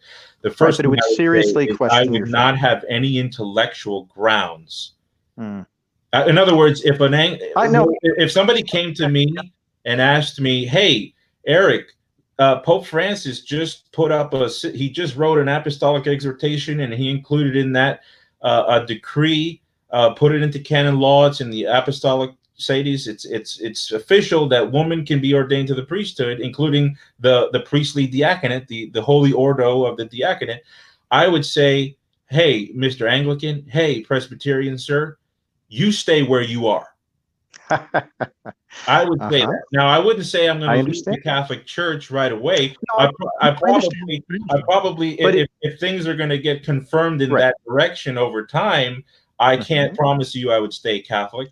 But I would tell anybody who's coming to inquire, listen, our intellectual presentation here it comes to a halt right now. Well, with great respect to you and Michael, and also to William, you approach this like a convert, okay? And again, I have great respect for that, and converts are always the strongest Catholics and all. There is a little grace to being a cradle, though, okay? Which is we look at things in a different way because we don't approach it purely intellectually. And I know you don't as well, okay? But primarily, that's what led you into the church, was an intellectual discernment. In terms of what you're addressing there, hopefully I can provide some good news for you, okay? And the good news is that should not lead you to question your faith, because I think what has to be understood here is we are in a major paradigm shift. It has happened several times in church history. I believe Michael was talking about a conversation we had many, many moons ago about Saint Cyprian, and that was probably having to do with the whole issue of Pope Callistus and the big paradigm shift that happened in the church sometime around the year 220, 217, 220, sometime around there, where the discipline for the apostolic discipline for the sacrament of confession was relaxed, and allowing people to receive confession more than once in their lifetimes, and that basically created the whole principle of indulgences. So the Catholicism as it existed prior to 217 and after 217 were very different things. And it shook the faith of a lot of the people at that time, one of whom was Tertullian, the other one was Hippolytus. And Cyprian was still dealing with the fallout over that a generation later, or almost a generation later. So the situation that we are dealing with right now is tantamount to this. And at some point, if you'd ever like to, I'll be happy to discuss what happened in 217. But I'm very familiar. Oh, okay. All right. Well, for our audience, if you ever want to. But the situation that we're dealing with right now is actually quite simple. If the present infrastructure of the Vatican were to validate female orders and were to give us deaconesses, ordained deaconesses, women who are part of the threefold priesthood of bishop, priest, and deacon, if they were to do that, it wouldn't be the church doing it, because there are plenty of bishops who will oppose it, and that will create the schism. And the bishops who oppose it, they're the true church. They're obviously the true church. If you come to the conclusion that Francis is not a true pope, it makes everything, it puts everything in context. We are the bark of Peter has no rudder right now. No one is at the wheel. The thing is going all over the place because it has no one shepherd to guide everyone. So you have men like in Kazakhstan, Bishop Athanasius Snyder, you have Cardinal Burke, you have Brad Mueller, you have other people, voices out there who don't want to rock the boat, and for the same reasons you're advocating, Eric, which is we have to maintain basically the status quo. We have to maintain the due order, okay? And this will probably continue until that shot heard round the world is fired, and Francis is almost certainly going to do it. And if he doesn't do it, his successor probably will. So we're going to be dealing with this. And the big question here, and it addresses everything having to do with this discussion. The old motto of the church is ubi est Petros, ibi ecclesia. Where there is Peter, there is the church. Our question right now, and whether you believe Francis is a valid pope or not, our question right now is, where is Peter? Because if Francis is him, he's certainly not on duty. Okay. Well, that's very similar to situations we've had in the past. For example, Pope Pascal II, who capitulated to the lay investiture controversy, and he made that public. Right, it's a matter of law. But the bishops at the time didn't see it as a matter merely of law; they saw it as an issue of heresy. And he was accused of it, yeah, but it was also a tried and true custom in the church where monarchs would normally, appoint bishops and things like that. Yeah, so we fluctuated over time with the high view of state, yes. But what I'm saying is that over time, there have been situations where if you want to talk about, canon law, and you want to talk about golfing, you say Tiger Woods is, an icon. For canon law, historic Western Catholic canon law, Gratian, as you know, is the name that comes up in terms of the beginning of the turn of the second millennium as we start getting the Western canon law tradition going. And it was always understood that a pope should not be judged, could not be judged, unless he was seen as deviating from the faith. And so that has led to all kinds of canonical argumentation over time, whether that happens automatically, whether an occult papal heretic who holds to a heresy in his mind loses the office of the pontificate, or whether it's something that if it's made manifest to sufficiently, or does it require the College of Cardinals or the clergy of Rome or an imperfect council of bishops to bring some sort of first, second rebuke to the Pope? We've not really settled that issue. So I would say that you're 90% of what you're saying, or 99% of what you're saying, is agreeable. I'm tracking with you in your identification of the problem. My concern, however, is how you're dealing with the problem. I think that substantially the way you're dealing with the problem of where Peter is, right? That's the question, where Peter is. Well, your solution is, well, if Pope Francis or Pope Francis II ordains women and, says that now fornication is okay, and, says you don't need to believe in the divinity of Christ anymore, and all these things happen, your conclusion is, well, that's not the church. Okay, I could agree with you at that point. Like I said, I would say that we've lost our case. But then you want to keep the skeleton of Roman Catholic theology standing with a where Peter is according to my own understanding of where Peter is. And I think that betrays the Roman Catholic principle enough that regardless of how insistent you are that you're a Roman Catholic in principle, there really is no principle to defend that proposition. Only if you look at it in a legalistic way. Again, I'm a Roman Catholic because I stand with my forefathers. I'm a Roman Catholic because I believe what Roman Catholics have always believed.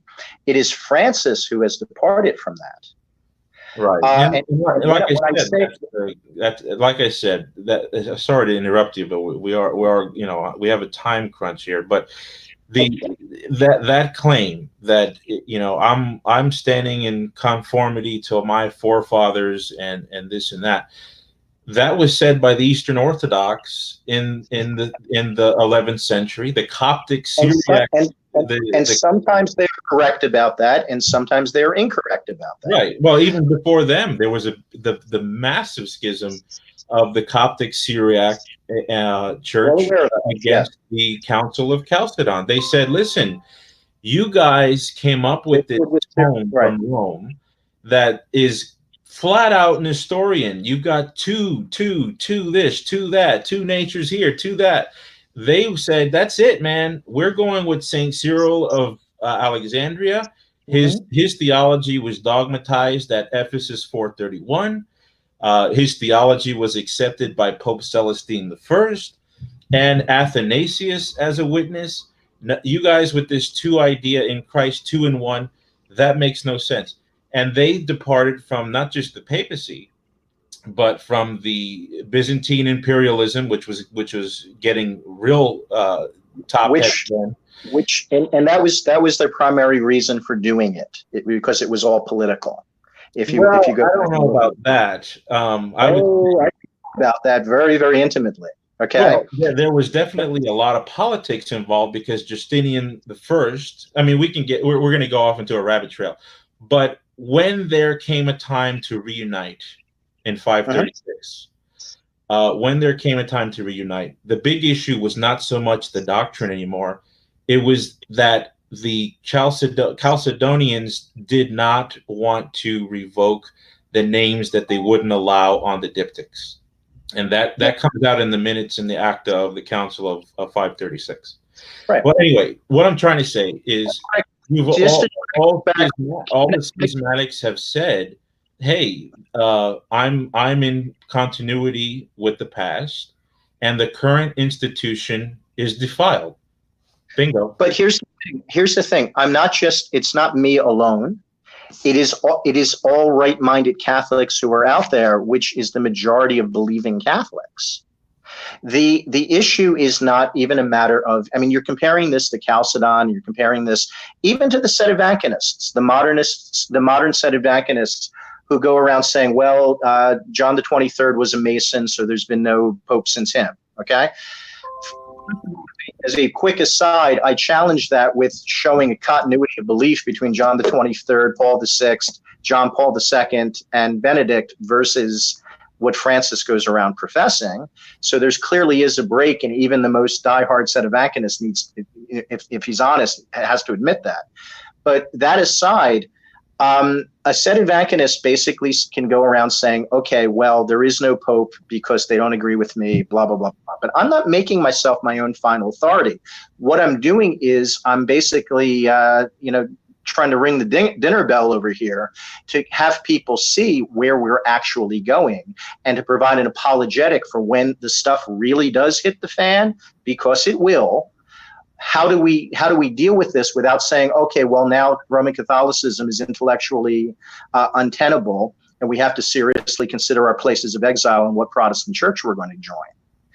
I don't think that's a viable thing to do. I think the viable thing to do is to stand with our forefathers to understand that we have been infiltrated. It is obvious that we have. It goes along with everything else that's happening with liberal socialism in every facet of our society. And the Vatican was just another target on their agenda. So that is what's happening. That's the nature of what's happening. And all I'm trying to say is, my brother Catholics, it would be nice if we all opened our eyes and looked at this and analyzed it in that light, because when the time comes when we realize that we cannot trust the people who claim to hold the hierarchy in our church, we're going to have to find a fallback position. And just so you understand, that isn't going to be people following Mark Bonocore. That's going to be people following some saintly bishop that the Lord will raise up that we can follow. And that is how the church will continue. And that man will be the vicar of Christ. That man will be this. Yeah, well, I'm just giving you the Roman line of thinking for the last 2,000 years. The Roman line of thinking in the last 1,000 years that you're giving me. Okay. No, I'll go even further back. Eutyches of Constantinople, when he was sure that his teaching was in line with all the fathers. He was tried in Constantinople. He wrote to a number of bishops, including Pope Leo. I'm not sure if you're talking or if that's just a static. It's static. I said including Pope Leo. Right. He wrote to a number of bishops, and one of the bishops he wrote to, which is of interest here, is Saint Peter Chrysologus, and Archbishop of Ravenna. That's right, Archbishop of Ravenna, and he basically was asking for advice, and he was insisting that he was Orthodox, and Archbishop of Ravenna responds and says, I earnestly exhort you to pay heed and obedience to the See of Peter, because, in so many words, Peter continues to live in his see, and we bishops do not dare to touch upon questions of faith without the president of the Roman Church. Now, that to me shows the dynamic here. Eutyches was absolutely certain that he was right in his teaching. The Archbishop of Ravenna gives the Roman line of thinking, which is consort to the Apostolic See. And what you're saying is that Roman Catholicism can continue to be what it is, even if you had a situation where Eutyches was right, but Pope Leo was the heretic, and then Rome turned aside from the faith. No, Eric, I'm not saying that at all.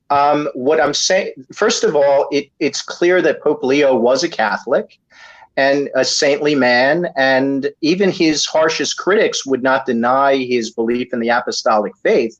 They just thought that he was unwittingly promoting Nestorianism in his tome, because what they thought was that he was a silly Latin who didn't properly understand the nuances of the Greek. That's what they thought. Okay, so we can throw literally countless analogies at this from our history, but it's not getting at what the actual situation, because this is a new situation.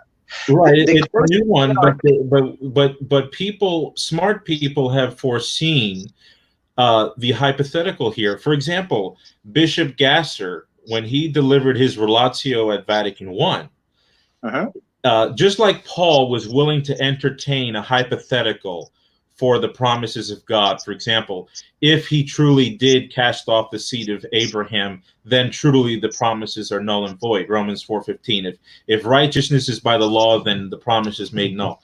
Well, the Bishop Gasser at Vatican I said, if it was the case that the apostolic see of Peter were to become a sea of pestilence, a sea of disunity, a seed bed for heresy, then that would contradict the whole precipice. Eric, I think you're, I mean, in all honesty, I think you're missing my point. I'm not saying the apostolic see of Peter has been corrupted. But let me interrupt, because I know what you're saying, and we're wasting time. Okay, I know what you're saying, and I want to be a nice guy and keep this cordial. You're saying that that's not really the apostolic see that would be going astray. That where Peter is at that point would be either there is no pope at the time, and the real Peter for where Peter is soon to come. Right? In a sense, yes. Okay, so I understand what you're saying. So let me proceed. So Bishop Gasser made it clear, if the see of Peter, and he's talking about the visible integrity of the church, because let's face it, the Orthodox Church, the Coptic Church, before that, the Nestorian Church, which moved over to Persia, they all said, yeah, sure, where Peter is, there is the church, that's fine. Peter's faith happens now to be in Persia, or Peter's faith happens now to be in Egypt, or Peter's faith now happens to be with the other four patriarchs. So when you think I'm denying that Rome has a special charism? Do you think I'm denying that the Church of Rome has a special that has the exclusive charism of the papacy? Do you think that's what I'm saying? No. What I'm saying is that the whole idea, the precipice upon which Catholic unity is resting, which besides the Eucharist and other things, is the See of Peter, the Rock of Peter. And when Pope was chased out of Rome by an anti-pope and had to be rescued by the Normans and brought to Monte Cassino, where was Peter? Was he in Rome with the anti-pope, or was he at Monte Cassino with the true pope? I couldn't hear the beginning part of what you said. In the late 1000s, right? The Holy Roman Emperor invaded Rome. He imprisoned Pope Gregory VII. Right. Normans of southern Italy came and rescued him in Rome and took him to Monte Cassino. Right. Okay. There was an anti-pope sitting on the chair of Peter in Rome. Okay. Mm-hmm. And Pope Gregory VII remained at Monte Cassino.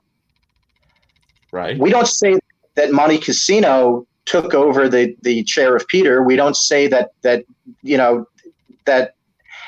suddenly the papacy was divorced from the See of Rome. We merely say that it was occupied. Right. Yeah. That's absorbed into what I'm saying. I'm not saying that what you're saying is that you can't have a prolonged interregnum, for example. That's not what I'm saying. But what I'm saying is we have reason to believe if Francis is a heretic, one of the reasons why I say this is because if Francis is a formal heretic who's not a pope, who was clearly not a Catholic even before he was elected, then I can't really see grounds for how Benedict would be a real pope. And I would say that you're lending a force to a more sedevacantist perspective on this, which again, my sympathies go to that, but I couldn't agree with it. I'm not tempted intellectually at all. Trust me, I would not be a sedevacantist ever, but my sympathies go with that because I understand a lot of what you're complaining about. There are a lot of my complaints. A lot of the complaints that the sedevacantists have are my complaints. Many of them are not. Well, Eric, you strike me as a traditional-minded Catholic, okay, which I'm 100% sure you are. Right. as a traditional-minded Catholic and as somebody who has a deep appreciation of our history, you obviously are annoyed by a lot of the fallout from Vatican II, as we all are, okay, as any others who are familiar with our history are. And I think what we have to do is appreciate the nature of Vatican II and what it tried to do and failed to do, and look at something like the reign of the Benedict XVI in the light of that. Okay. Yes, Benedict XVI and John Paul II and Paul VI and John the 23rd tried to compromise with liberal seculars, and they caused a big mess because of it. Okay.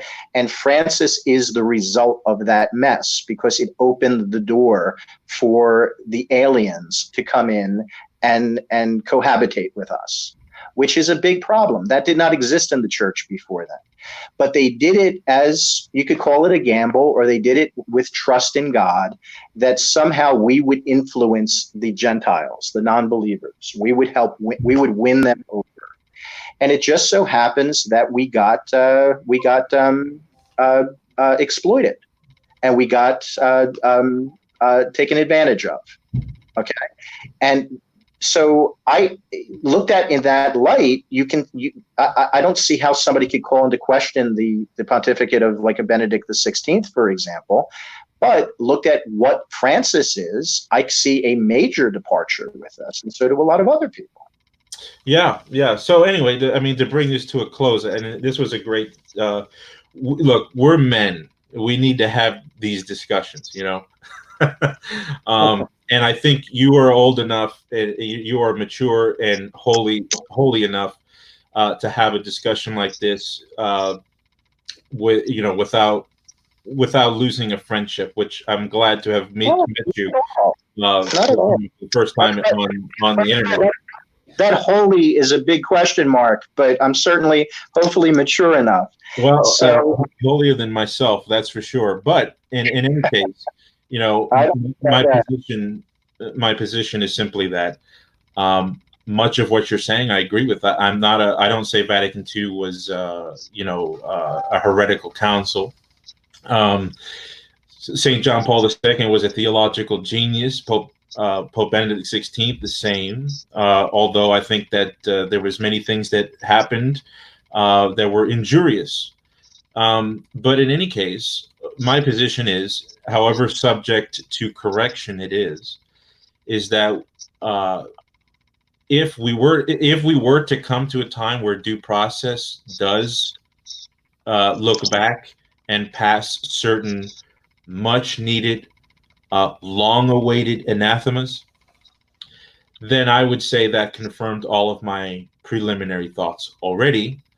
But I would say that if we put due process in the legal system into a state of paralysis so long and so deep that, like William said, and like a lot of the Counter-Reformation theologians said to the Protestants, how do you return to normalcy becomes a tantalizing question. And so that's what makes me hesitant. And with that, I'll finish. That's all I'm going to say. And I deeply respect everything you're saying, and I see the wisdom in what you're concerned about. Because yes, it can get out of hand, and may God preserve us from somebody who comes along who looks like a saintly, dynamic leader, and that man is not from God, because that is the bad that is the bad fruit that can come from this. Okay. But in terms of where we are, all I'll say is I'm pointing at the problem. I'm basically saying this is what we're dealing with. Sooner or later, we have to separate from people who don't believe what we believe. Sooner or later, okay? And look, it doesn't mean we can't disagree with people. I mean, you just said we're men. Yes, men cross swords sometimes. I mean, Augustine and Jerome didn't get along very well, okay? That sort of stuff happens. I'm talking about stuff where this person clearly believes in a different reality than I believe in. And we have entirely too much of that right now. If I can jump in here and ask a couple final questions, maybe shift gears just slightly. I have a couple of questions for you, Mark. One, we saw something with Father Thomas Weinedy just recently, where he came out saying, and it's kind of similar to what you were saying previously, that there appears to be two churches. In fact, Father said something along the lines of the Pope is head of two churches right now, one being the true Church of Christ, of which he is Pope, and then also the head of a heretical schismatic church. So he seems to be the head of two churches, one true church, one false church. What do you think about that? And then number two, if you can maybe walk me through, what is the process of identifying a formal heretic? Well, regarding the second question, Erick is probably much more skilled at going through that process than I am. A formal heretic is obviously someone who denies a dogma of the church, or I would extend that, who denies something that is de fide, that is intrinsic to the faith itself. Sure. In terms of what the process should be to identify that person, I think that has changed over time. However, what the current process is, I'm sure there is a canonical procedure to go through. In terms of the Pope being the head of two churches, I don't know if I'd call it two churches. What I would call it is, there is the actual Catholic Church. There is the faith of our fathers that, as Dr. Echeverria was talking about, develops and I forget the term he used, but basically is refined in its understanding over time. But then there is I think it's a collection of certain sensibilities, liberal political sensibilities mostly, that a vast number of Catholics happen to believe in. And when they say the numbers vary, 1.2 billion or 1.5 billion Catholics in the world, I don't believe that. I think we are much, much smaller. And we are not able to successfully evangelize the rest of Western, let's call it Christendom, or what used to be Christendom in the Western world. And I'm referring to the same Protestants that Erick expressed problems being able to convince, rightfully so. We can't properly evangelize those people because of things like the Bishop Barons, and because of things like Pope Francis bringing Pachamama statues into St. Peter's Basilica. So basically, to address your question, I think that there is the true church, and there are a bunch of people who claim to be Catholics but are not, just as in Revelation, St. John talks about members of a certain synagogue who claim to be Jews but are not. And we do have this within the church, and it's not so much even a problem of the people in the pews being poorly catechized or rebellious or not wanting to accept the truths of the faith. It's a matter of the people in our hierarchy, the Cardinal Supiches, who are pandering to these people and trying to create something out of it, which is a socialist body devoted to social justice. And that's all Catholicism is or should be, in their view. And in terms of Francis, if you want to believe that he's the true Pope, is he the Pope of both these churches? I will tell you this, it's been 6 years, and the man has said very little, if anything, to address any concern about the faith that I might have. Right. And he's never been Pope to me. Yeah, I have absolutely nothing good to say about Pope Francis. In fact, I've been very critical about him since a couple weeks into his papacy, because it was very obvious to me. You can go around kissing babies all you want. That doesn't really mean that you have true humility when you don't have enough humility to believe the tradition of your own church. You don't actually have humility enough to respond to people. You don't have charity enough to respond to people when they send you dubias and questions and so on and so forth. So I've been very critical of him. Like I said, I have absolutely nothing good to say about him. I don't think he's done anything good for the church. So, I mean, I'm right there with you as far as criticism about him. Let's go to some chat questions. I see something from Elijah. Let's see. He says, does Mark believe that this time has been prophesied by Catholic tradition and saints? What would you say to that? Do I think it's a direct prophecy? There are certain things in Fatima, maybe also in La Salette, that seem to refer to this sort of thing. But I tend to take all such prophecy and all such apocalyptic language with a grain of salt. I think it applies to us in all times.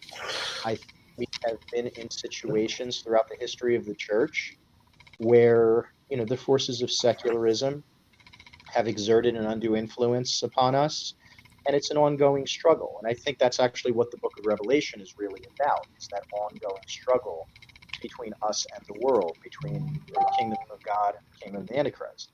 Mm-hmm. However, in terms of what is happening right now, in terms of the crisis that we are in, I am not aware of any direct prophecy that I would apply to Francis. There is one prophecy that speaks about there no longer being popes, and that Peter himself would come down from heaven and elect a new pope. So there are some things out there to that effect. Where's that coming from? I'm sorry? St. Malachi, or where's that prophecy coming from? That one's not coming from St. Malachi. It's a different private revelation. Offhand, I don't recall, but I have the book at my office. I'd have to pull up the source, but it's just private Catholic revelations. Sure. But it's not from the prophecy of St. Malachi. At a time like this, I think it's important that we understand an aspect of Catholic belief which most modern Catholics have no concept of, which is the idea that Simon Peter himself, is still Pope. He always will be Pope. The popes, as they exist, they're vicars of Peter, and they're thereby vicars of Christ. But the way that it works is it comes almost from our Jewish, well, actually not almost, it comes from our Jewish heritage, which is the idea of, just as the Jews see Abraham and Isaac and Jacob as their fathers, so Peter is the father of our tribe. He's the father of the Roman Church, the patriarch. And he always will be, even though he is followed by successors who hold his office, who are his vicars on earth. And so at a time like this, when we feel like we're a rudderless boat, it's important to understand that not only is Christ ultimately in control of everything, but also St. Peter himself is still intrinsically participating in the life of the church. So let our prayers go up to Peter.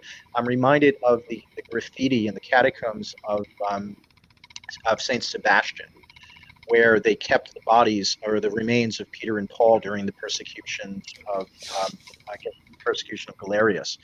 And the graffiti says, Peter and Paul pray for us. Peter and Paul pray for victory. And I utter that prayer quite often.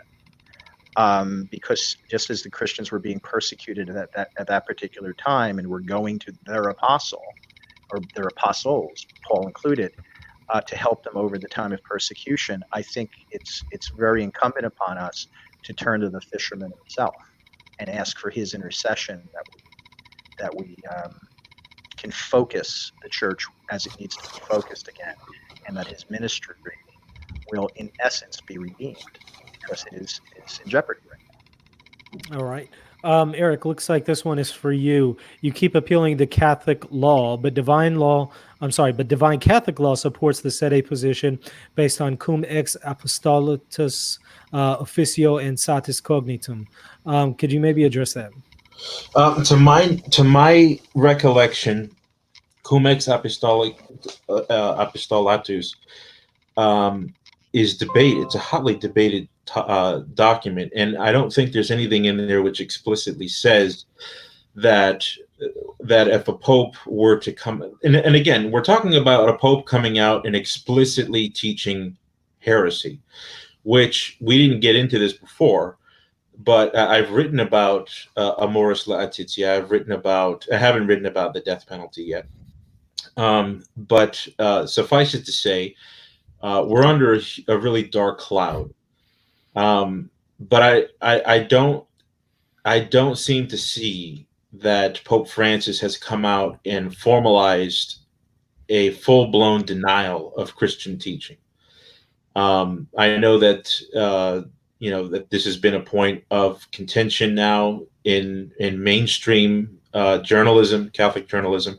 But in any case, going back to the theory of this question, that document, I think, if I recall, says that a Roman pontiff or any patriarch, any archbishop, or any legate of the Roman Church, even the Roman pontiff himself, can be resisted. And if it was found that he was a heretic before entering into office, that no matter how much unanimity there was in his election, he would not be. It would not be a valid election. It would be null and void.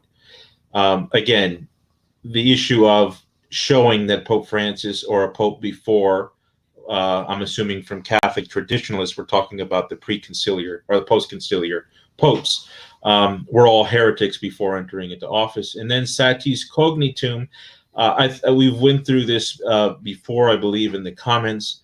That document doesn't specify. See, the idea of heresy and the papal communion and what obliterates one's membership in the church, these things are multi-layered.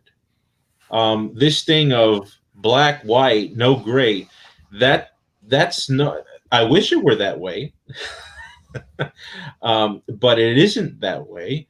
And Satis Cognitum makes a statement without any reference to what specificity it's talking about.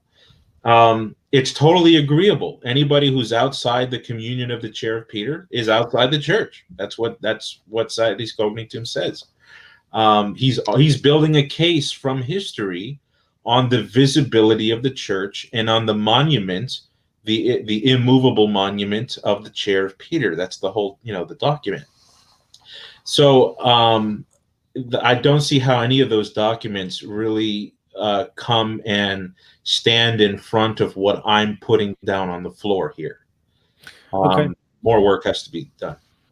All right. Craig asks if Ratzinger is the true pope and he has no hand in the election of the new pope, is the papacy defunct permanently? This is for you, Mark. Oh, for me? No, of course it's not defunct permanently. The question that we have is whether or not, see, I differ with Erick in the sense of the way I approach the church. I see the church first and foremost, not in a structural way, but in an organic sense. Okay, maybe I'm a child of Vatican II because of that. I don't know. But the thing is, when it comes to the election of a new pope, the question is a pope going to be determined by 2/3 election of the council of the College of Cardinals, or will a pope be elected in a new way? Because as we can all agree and we understand, there have been various different ways popes have been elected throughout history. The 2/3 of the College of Cardinals is relatively new. It's a medieval innovation. So can we trust the College of Cardinals stocked with liberal socialists by Francis? I mean, is that going to be a mechanism for us recognizing the next pope? I honestly don't know. I don't know what's going to happen. And I don't pretend to. All I can say is it doesn't look good. It looks like a split is eventually going to happen if these people follow through with things like the ordination of women and things of that sort. And we should, in my opinion, and I would suggest to you, keep an open view of how God might lead his church to operate in the future, as opposed to what we've known for the past 1,000 years. Okay. Can I say something to that real quick? Yeah, go ahead. Okay. No, I don't want to go on the record here being seen as a late Baroque papalist. All right. Point well taken. So I'll give you an example, to Craig's question. Sometimes the visibility and the integrity of the papal office and the unity that it offers the universal church is put into suspense, or it goes into a sleep, I guess you could say. For example, there was a schism between, obviously everybody knows the Great Western Schism, but there was a schism between Pope Saint Damasus and Ursunius, and this rattled Rome. It got down to the streets settled in a knife. What's that? It was settled with a knife fight in the streets of Rome. That's right. So here's the situation where we didn't know who the real Pope was, at least in a clear, manifest way. Many people weren't, and our Bishop of Milan, Saint Ambrose, at the time, wrote a letter to Gratian, the Emperor of the West, and look up his epistles, Epistle 11, Saint Ambrose. You can Google it, and he writes to the Emperor, and he basically says, "Listen, the origin and the rites of universal communion are in Rome. Therefore, do not let this schism persist." In other words, in so many words. So in other words, Ambrose understood that two rival popes, is a threat to the integrity of the church, but he didn't see it as an eradication of the church. In his mind, we need to work to resolve things so that the Constitution is brought back to normalcy. But anyway, that's just to answer Craig, that a visible disruption maybe between Ratzinger and Francis, if it proves to be, that's not a permanent, that doesn't make the papacy defunct. And also, just so my position's understood, it would simply be this: Ratzinger, Benedict XVI resigned. He still has this odd organic connection to the papacy, but he's not a reigning pope. He resigned, and the man they put in place of him isn't qualified, isn't applicable to be pope because he's not a Catholic. And so we are in a situation where we need to fill the job. I definitely think he's not qualified. I know some individuals who sell bananas on the street who are a little bit more qualified. But anyways, let's see. He's definitely taking it on the chin tonight. All right. If Bergoglio oversaw a human sacrifice in the high altar of St. Peter's, would you still call him Pope? Eric, this is probably for you. Oh my goodness. Honestly, to be honest, as horrible as this would be, how is it really different than some of the things that previous popes have done? It's not. It's not. There's some similar things that actual past popes have done. A personal sin like murder would not disqualify him from being a valid pope. That's not the issue. Yeah. The issue is this man was elected believing that human sacrifice was a good thing, which Catholics do not believe in, and tried to make that the central part of our liturgy. That would be a problem. Can I touch upon Cumex Apostolatus real quick? Yeah, go ahead, because I'm looking for questions. Yeah, I just saw a question. Samuel asked, William, if what they say about Cumex is true, how is Francis the Pope? First off, I'm guessing he's talking about what was said in the chat comments about Cumex Apostolatus, because I don't think Mark said anything about it. But talking about Cumex Apostolatus, I think it should be really placed in context. I think that sediment content is taken out of context, because Paul's concern was about a Protestant at the time of the Reformation, and he sought to preempt that possibility with Cumex. But it was unworkable from the start, and it doesn't apply in our context, since it is certain that the context no longer applied. And at any rate, if you look at, because I know whenever they bring this up, they're pointing to Vatican II. So in an ecumenical council, I would argue that heresy would be detected and outed per the supernatural gift of the Holy Spirit. So I think that really they're taking Cumex Apostolatus out of context. And furthermore, as you brought up, Michael, and as Eric has brought up, it goes right back to the heart of the issue. How are you determining that for instance, when they bring up Cum Ex Apostolatus, I know they're talking about John the 23rd. They're talking about John Paul II. How do you set yourself up as an authority to claim that they have lost the office, that they, in effect, have fallen under the condemnation of essentially being anti-popes? I think that is the real issue, and I don't think that is something that is for a mere layman, a mere lay person to decide. All right. Either one of y'all want to follow up on that? I'm looking for one more question here. Can I chime in with something? It's yeah, just go ahead. I'll share it with you. I always found that very, very problematic and disturbing, which is the idea of, oh, well, he's a heretic. You there, Mark? I think he cut out. Yeah, he cut out earlier, so he should be able to join us back, because last time it happened, he was back within a few seconds. Looks like, well, I was trying to see another one for either you I did or see William. one. I did find one from okay, Mark. go ahead. Let me read it. It is from Godwin. He posted, he said, Mark Bonocore, a friend of mine and I have been saying, where would we go to?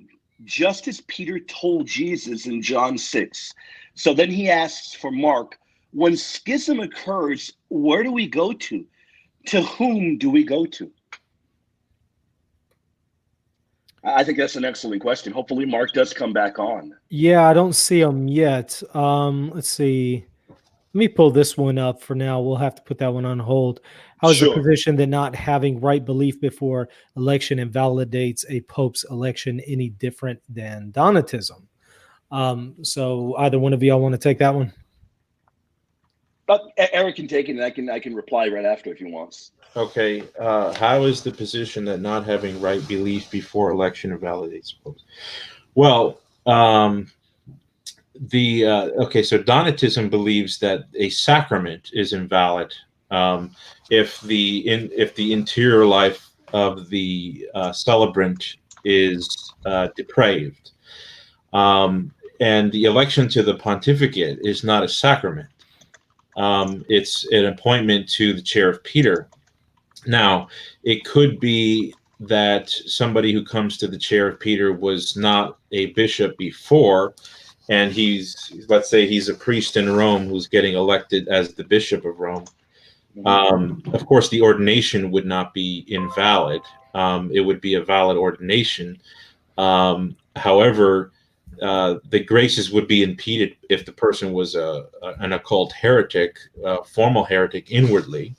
And that in and of itself opens up a thorny question of that person's membership in the church, but the visible mark of the priesthood would not be impeded.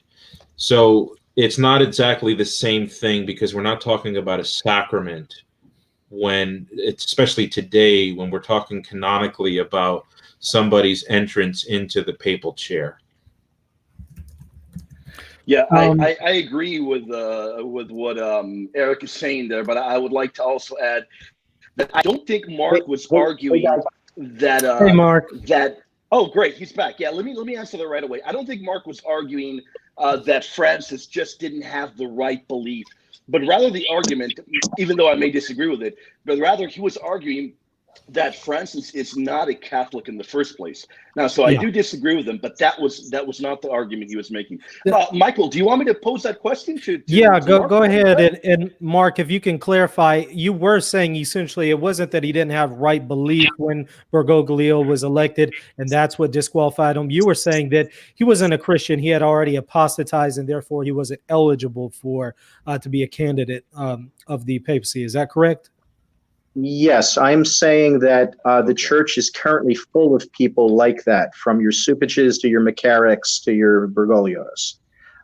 So yes, that's why I would say that his papacy is invalid for that reason. Okay, and it connects to our situation of sitting in the pews with people who are also not Catholics, because they just simply do not believe what we believe. Yeah, William, can you read that question again? Because I still can't find it in there if you have it in front of you.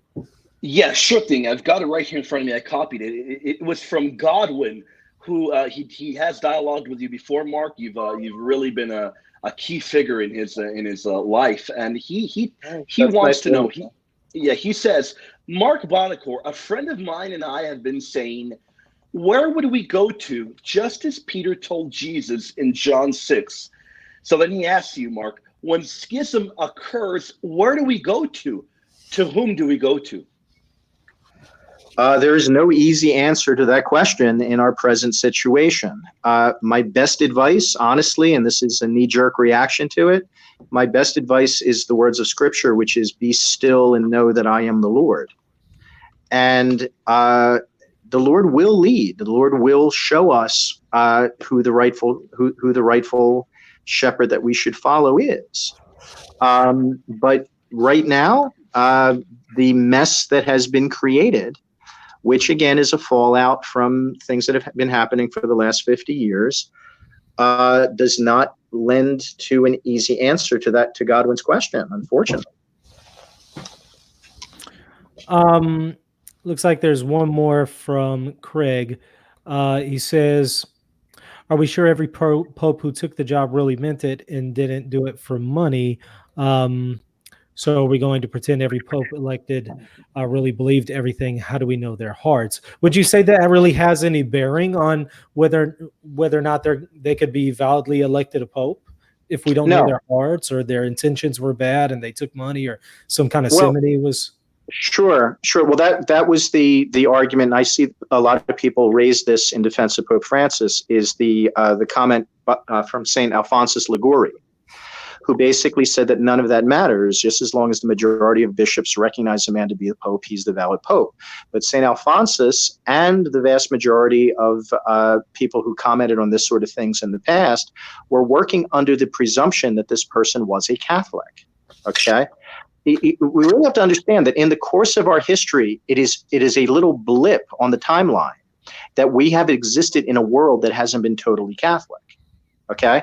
Yes. Okay. In the Protestant Reformation, Europe got split. Northern Europe was mostly outside of the Catholic Church and things of that nature.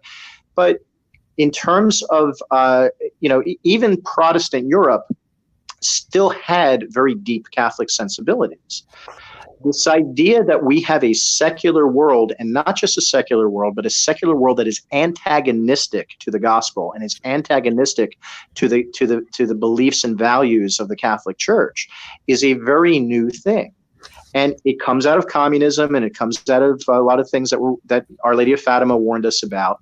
But also, it applies to this particular situation with Francis. If some medieval pope bribed his way into the papacy, which I'm sure happened more times than I can count, he was still a Catholic. He was probably doing it for political reasons, okay, or for the prestige of being pope, or whatever the case may be. But he wasn't an alien to the faith. He wasn't outside the church. He might have been a sinful man. He might have been a very bad Catholic. And a lot of our popes were all those things. But he wasn't an outsider. Francis is an outsider. A lot of our bishops are outsiders. They're not Catholics any more than a Muslim is a Catholic, or a Mormon is a Catholic, or a Jehovah's Witness is a Catholic. And that's the nature of what we're dealing with now. So you can't really apply it to the sin of simony or some other kind of sin, or insincerity on the part of some medieval Catholic who wanted to be pope for political reasons. It's not the same thing at all. All right. Actually, there's one more question that I wanted to bring up here. It is from Samuel. He says, I used to read William and Mark on the Catholic Legate. You both used to defend John Paul II. I wonder, do you all still defend them? Can they both answer John Paul II, kiss the Quran? Mark, you first, then William. Well, let me defer to William first, and then I'll follow up. All right. Okay. William, what do you think? Yeah, not a problem yet. I don't think John Paul II, St. John Paul II, was a manifest heretic.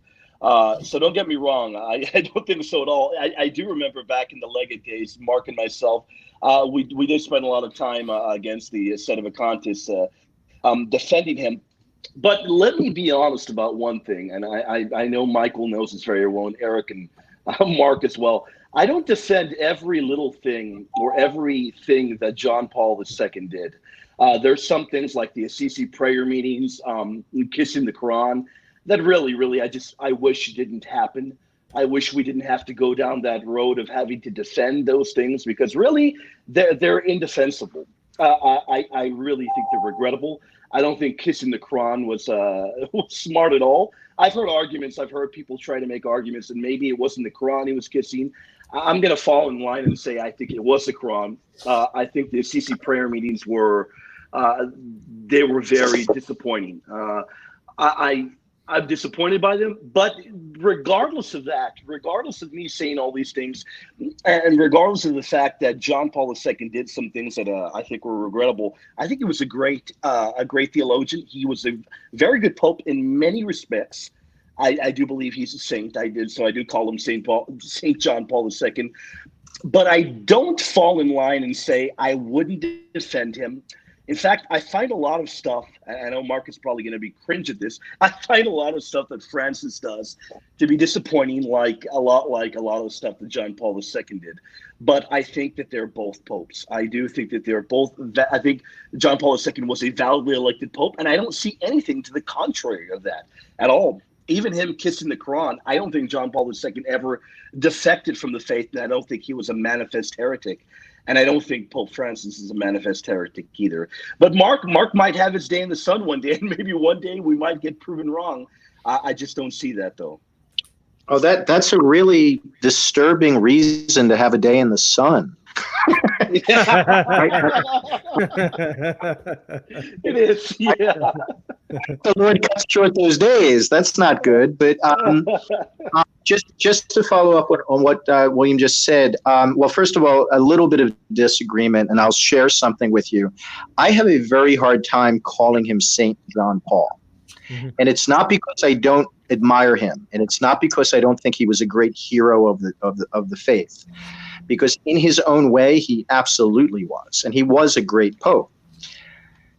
But he was negligent in a lot of ways. And it's Jesus's principle of from those who have been given much, much will be expected, and much will be required. And I know things about John Paul that I think he dropped the ball in quite a few ways. And a saint is distinguished from someone who is beatified. I mean, there are many people in heaven who we do not give the title of saint to. The reason we give the title of saint to someone is so they can be emulated, and so they can be a role model for the rest of us.